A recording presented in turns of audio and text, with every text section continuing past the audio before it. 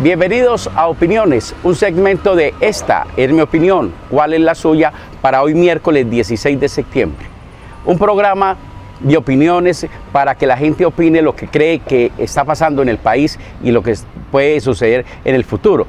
Y podemos hablar de lo siguiente. Hoy hay que agradecerle al abogado Tobón que hizo la demanda, la tutela para evitar el préstamo a Bianca. Hoy los colombianos, sin necesidad de conocerlo, hay que darle un agradecimiento y los colombianos nos tenemos que poner de acuerdo en cómo defender el patrimonio colombiano y no que quienes gobiernan hagan lo que les plazca con los recursos de todos los colombianos.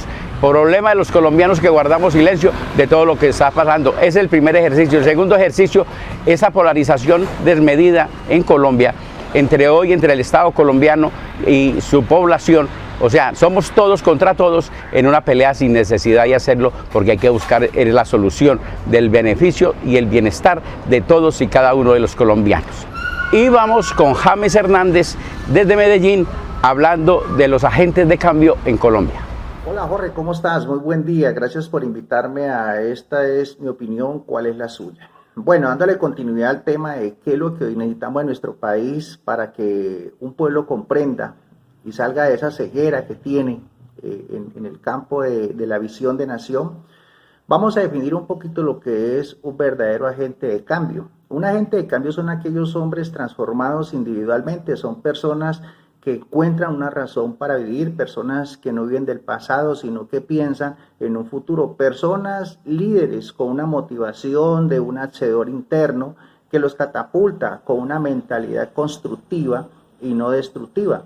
Es decir, personas que ayudan a la regeneración efectiva de nuestra patria, con la única ambición de construir una nueva nación. La historia ha demostrado cómo estas transformaciones individuales y colectivas han producido familias más estables, empresas más productivas, sociedades aún mucho más equilibradas, trayendo como resultado una prosperidad total para las naciones. En este país que todos soñamos, pero como estamos hoy, podemos decir que tenemos un país en crisis. ¿Por qué? Porque tenemos líderes en crisis, porque nos falta que los agentes de cambio renueven su mente y renueven su capacidad de actuar. Y esto pues determina la calidad de nuestros gobernantes. ¿Cómo están nuestros gobernantes? Así está nuestra nación. Y viceversa, como está nuestro pueblo, así están nuestros gobernantes. Bien dice la premisa del manual de vida que dice, mi pueblo pereció porque le faltó conocimiento.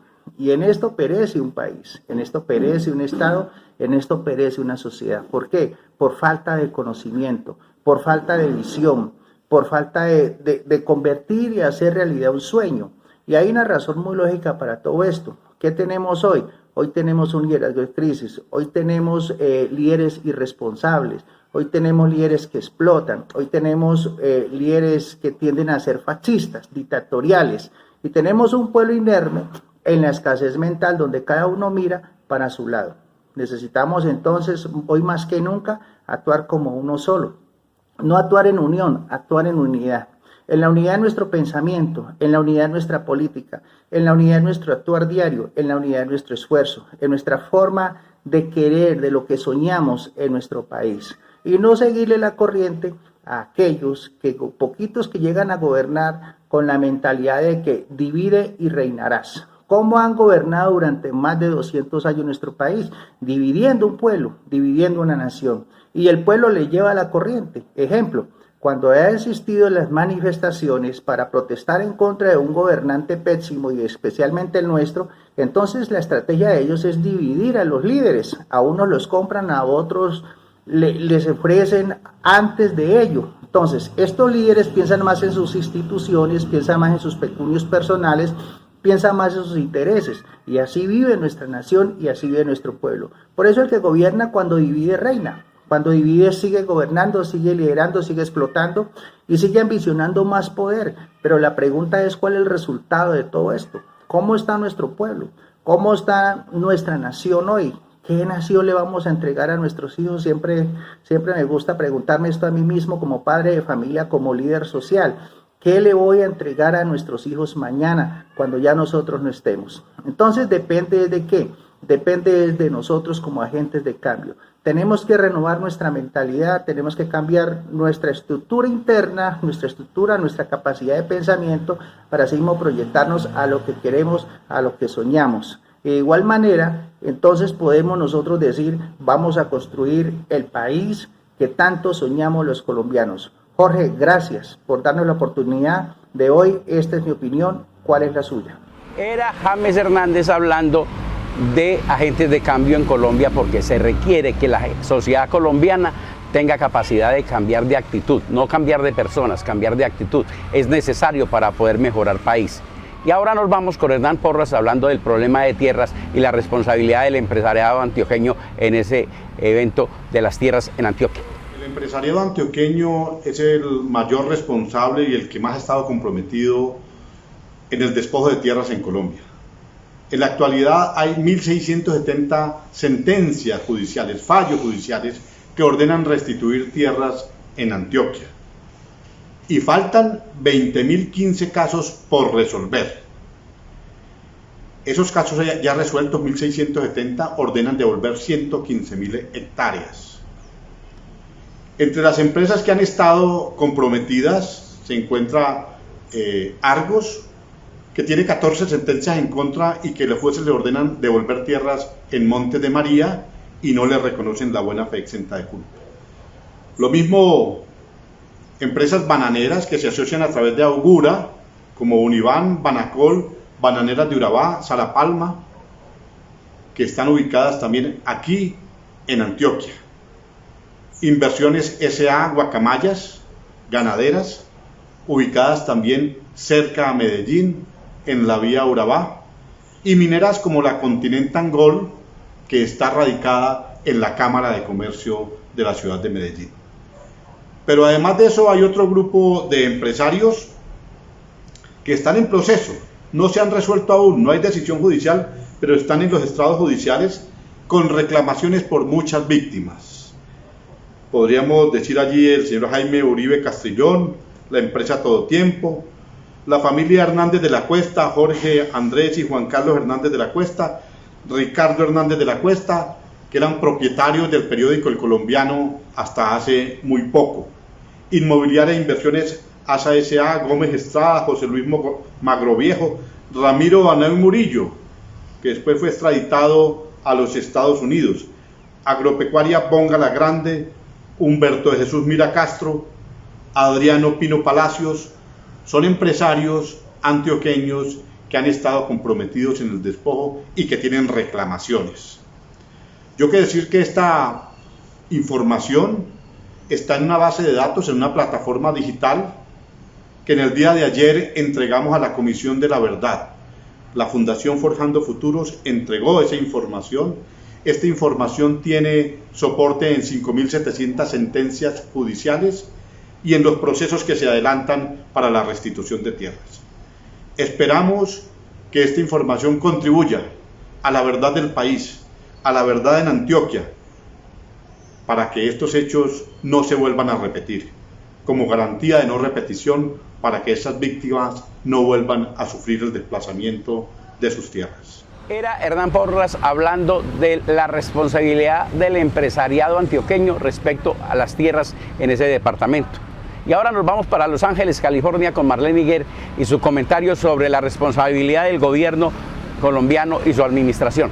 Esta es mi opinión. ¿Por qué seguimos los colombianos tragando entero? Resulta que nos vuelven a hacer otra estafa.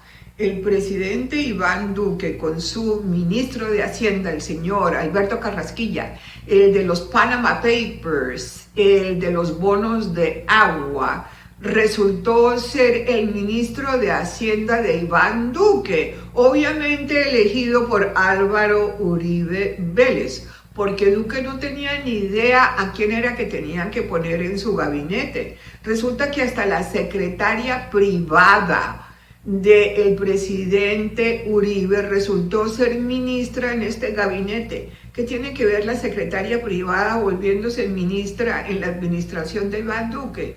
Nos metieron el cuento de que este era un presidente moderno, que iba a poner mujeres y tecnócratas jóvenes en su gabinete, pero él no tiene ni idea ni siquiera quién puso. Toda esa gente la puso Uribe para vigilar a Duque, el títere que hace lo que le diga el presidente, expresidente, el presidente eterno Álvaro Uribe Vélez. Pero volviendo a Synergy Group, ¿quién es Synergy Group? Es una compañía sudamericana, un conglomerado, creado por el señor Germán Efromovich, quien es un entrepreneur que tiene múltiples ciudadanías, brasilera, colombiana y polaca. Ya les dije, el señor Álvaro Uribe Vélez le dio ciudadanía honoraria, que no sé qué significa, a este señor Efromovich en el año 2005. El grupo está en su sede en Río de Janeiro. Opera varias aerolíneas en Sudamérica. Avianca Holdings, que tiene el 75% de sus acciones, se las vendió el señor Santo Domingo, Julio Mario Santo Domingo Bavaria, y también la Federación Nacional de Cafeteros, le vendieron el 75% de las acciones de Avianca en el año 2005. O sea que ya no es esa ruana roja, el orgullo de Colombia, sino una línea aérea que este señor Efromovich utiliza para hacer sus chanchullos. Miren, este señor está involucrado en explotación y exploración de petróleo y de gas natural en toda esta región. También tiene una hidroeléctrica, una planta hidroeléctrica. También participa en la construcción de telecomunicaciones, la infraestructura, o sea, poniendo esa fibra óptica para poder tener acceso al internet que no se tiene en Colombia. También está fabricando barcos, está metido en la radioquímica, está en la agricultura y en la hospitalidad, o sea, con hoteles. Miren, les voy a decir las líneas aéreas que tiene este tipo: Avianca Colombia, Avianca Brasil, Avianca Argentina, Aerogal Ecuador, Helicol Paz Colombia, Synergy Jet Brasil, Senior Aéreo Brasil, Tampa Cargo Colombia, Varig, NG Brasil, VIP Ecuador. Presuntamente tiene un total de 207 aviones.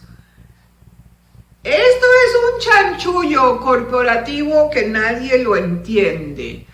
Se hace una empresa, una corporación en un paraíso fiscal como Panamá. Después se hace una filial de esa corporación panameña en otro paraíso fiscal, como puede ser la isla de Malta. Después se hace otra corporación en Egipto, que es una filial de esa corporación original que viene de Panamá. Se le hace otra afiliada para operar en el Mar del Norte, contratando marinos en Galicia. Y después, ¿quién va a enterarse cuál es la casa matriz? Nadie. ¿Saben cómo se llama eso en términos legales? Romper el velo corporativo, y se necesita tener investigadores y billete para poder involucrarse en ese tipo de litigio. Este señor, en esta petición que ha hecho ahora de nuevo en la Corte Federal de Estados Unidos, bajo el capítulo 11, para reestructurar la deuda, reorganizar su compañía, ha puesto a 40 afiliadas que están en todos estos países que acabo de mencionar. El señor tiene una línea aérea hasta en Portugal. El tipo está involucrado en aeroespacio, está metido en una línea de investigación en Israel. Es que eso no se entiende la maraña. Eso, ahí es donde van 370 millones de dólares de un fondo de pensiones colombiano para ayudar a este individuo para mantener el empleo de María Paula Duque. Estas joyitas estafadoras son quienes manejan el gobierno colombiano, su presidente Iván Duque y su ministro de Hacienda, quien maneja esa chequera nacional a su antojo. 11 mil millones de dólares que se le pidieron al Fondo Monetario Internacional para lidiar con la pandemia. La venta del oro colombiano. ¿Dónde está esa plática? El Senado aprobando leyes reduciendo el 40% de las regalías que tienen que pagar las compañías que explotan el petróleo colombiano. ¡Ay! Coincidencia, el señor Efromovich también está metido en el negocio del petróleo, la explotación del petróleo, y qué casualidad que el Senado colombiano apruebe a medianoche, así en la oscuridad, una nueva ley que permite la reducción de las regalías que le pagan las compañías transnacionales petroleras a Colombia. Un relajo. ¿Sabe qué? No les da pena, no tienen vergüenza, son unos cínicos y ustedes, nosotros, los colombianos, nos aguantamos todos estos abusos. ¿No es hora ya de exigirle la renuncia a este pelele títere y a su vicepresidenta? ¿No es hora ya de hacerle una moción de censura en el Senado al señor Carrasquilla? ¿O lo vamos a dejar que siga haciendo negocios con esta compañía Avianca que a propósito presuntamente está en Panamá, en el paraíso fiscal?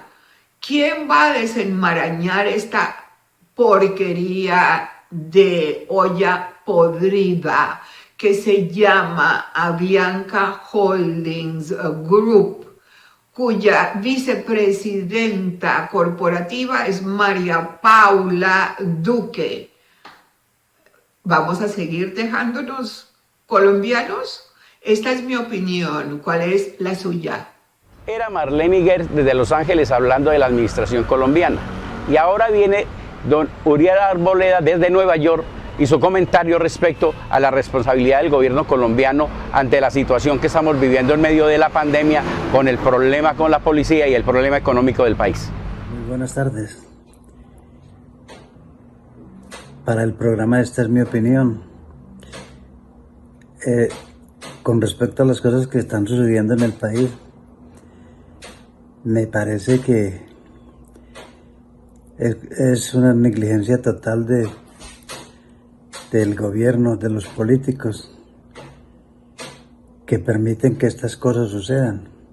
No hay control absolutamente de nada. El país está sumido en un caos terrible. No se ven soluciones a corto plazo. Yo no veo dirigentes que estén interesados en solucionar las cosas del país.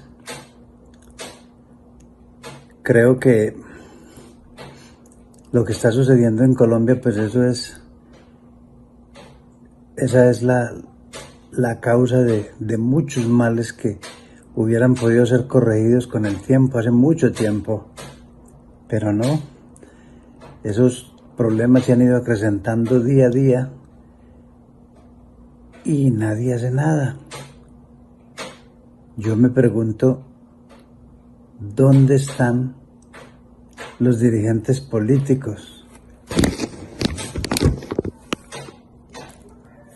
Los que supuestamente son los que llevan las riendas del país. Yo no comprendo cómo es que suceden tantas cosas y no, nadie hace nada.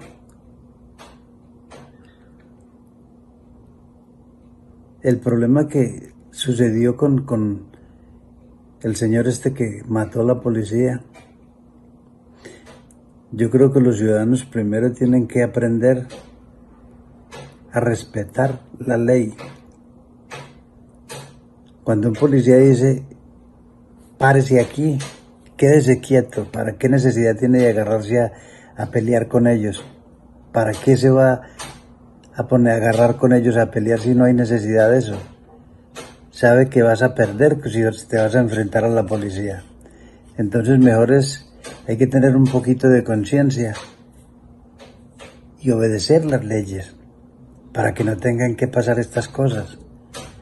Hay gente inocente que murió innecesariamente. Este señor que murió, pues yo no sé qué prontuario tenía él. A lo mejor si él murió, pues yo no estoy justificando a los policías de ninguna manera, pero quién sabe, a lo mejor el señor era violento. No sé qué pudo haber pasado.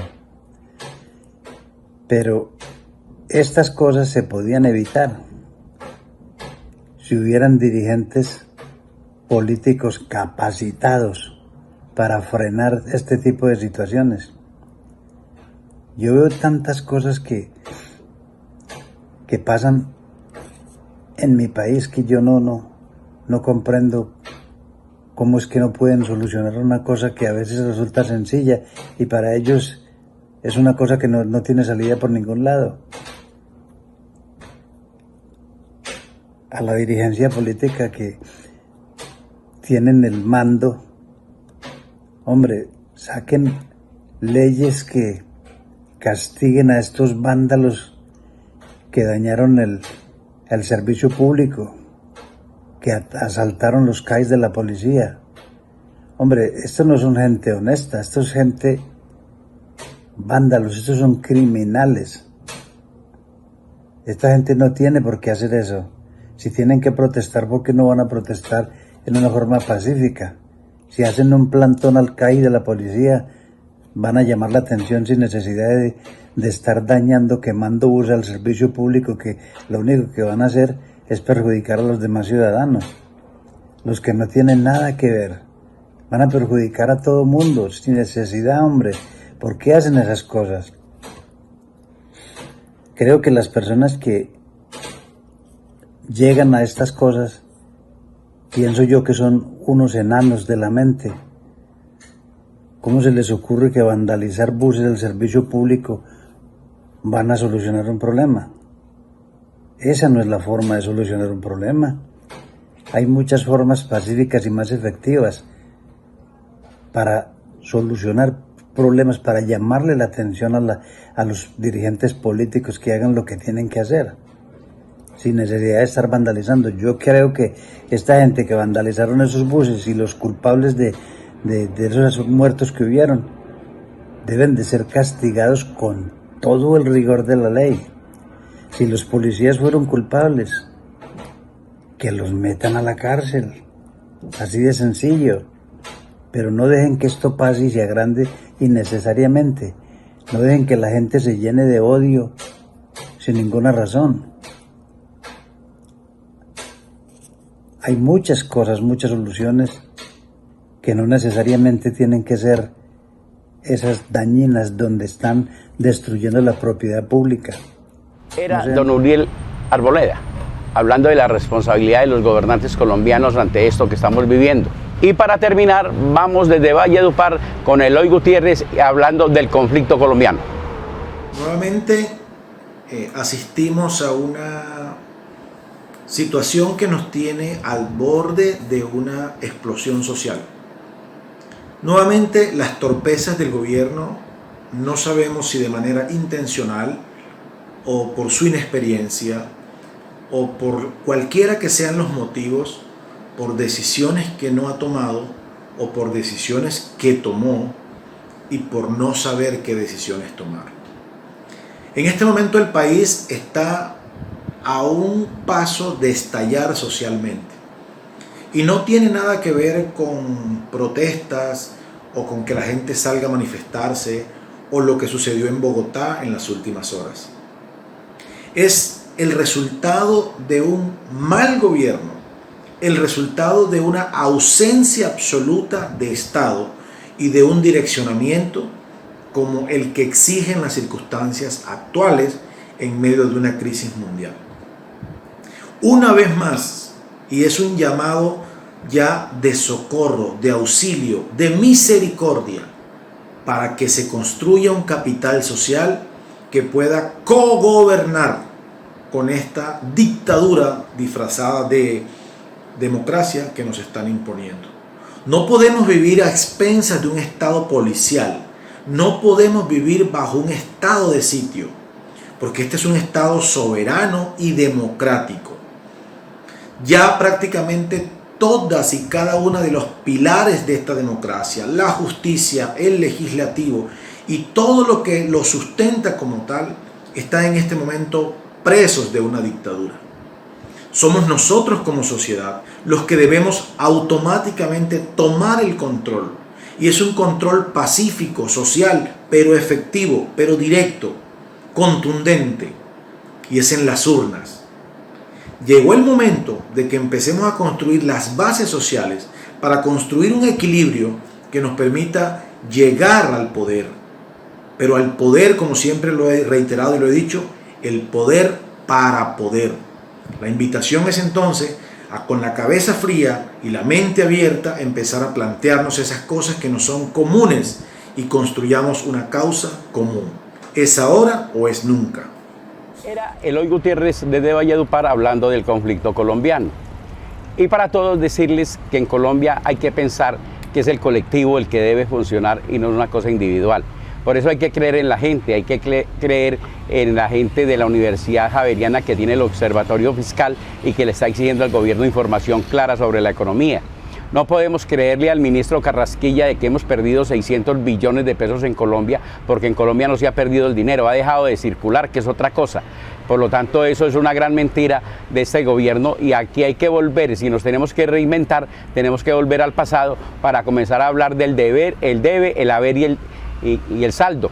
Porque es que hay ese problema que tenemos en Colombia de hablar bonito y de grandes cifras y no encontramos realidades en ninguna parte. Eso tenemos que olvidarnos de eso. Tenemos que construir entre todos. ¿Hasta cuándo tendremos que aguantar los colombianos? Por lo tanto, seguimos esperando en Opiniones, su opinión para opinar de lo que está pasando en Colombia. Y nos encontraremos el próximo miércoles aquí en Opiniones, un segmento de esta es mi opinión, ¿cuál es la suya?